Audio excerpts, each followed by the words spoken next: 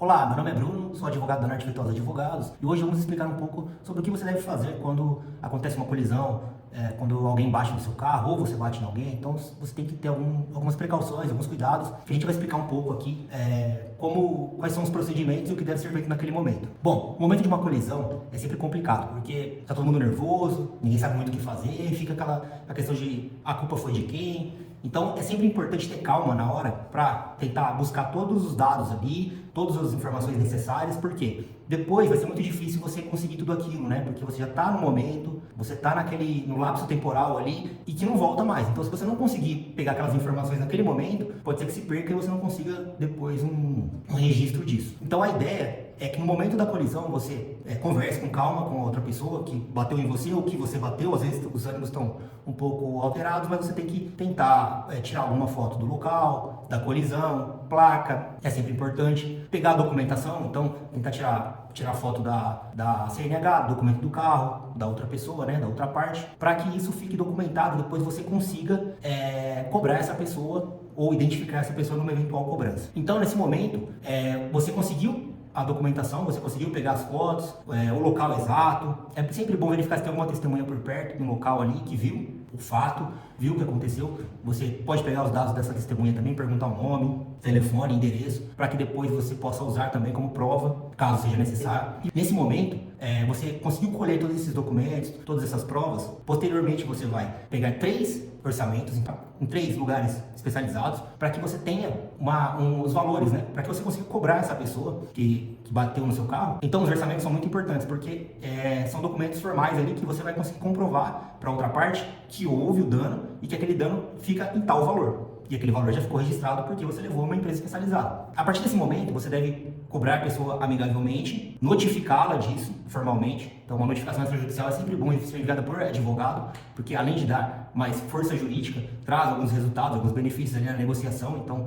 tenta se resolver extrajudicialmente, né, sem levar até uma esfera judicial. Conseguiu resolver extrajudicialmente, num acordo? A melhor forma é contratualizar, formalizar isso em uma confissão de dívida. Um exemplo importante, um acordo extrajudicial para que você não tenha mais dor de cabeça para que se leve isso ao judiciário, né? É importante também que você consulte um advogado para que se envie a notificação e para que se formalize esse acordo, caso a pessoa que ocasionou a colisão, ela queira fazer um acordo. É importante formalizar isso em uma confissão de dívida, em um documento formal que depois você possa cobrar, né? Você possa executar caso a pessoa não venha pagar esse acordo. A partir do momento que você faz o acordo através de advogado, com os documentos todos formalizados, isso dá muito mais força, isso fica muito melhor para as duas partes. Porque se faz isso de boca, acaba que isso se perde. Se uma pessoa parar de pagar, né, e não cumprir o acordo, isso pode ocasionar um problema para você na hora de cobrar isso também. Então a ideia é tentar resolver isso extrajudicialmente, numa esfera amigável, sempre com advogado, porque isso traz um lastro, uma força ali de negociação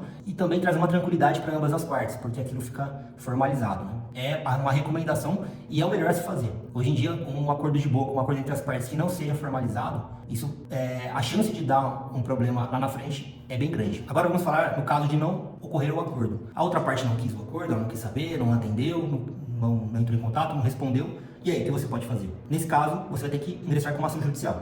Existe a esfera do juizado especial civil, né? Que todo mundo pergunta, que o antigo pequenas causas, não é a melhor esfera para se cobrar esses valores, porque o rito do juizado, ele é aquele rito simplificado. Quer dizer, você não pode usar provas como, você não pode pedir perícia, provas mais complicadas ou robustas, você não pode usar também. Então, não vai ser o melhor formato para se cobrar isso, porque você pode entrar com essa ação dentro do juizado especial, do JEC, né?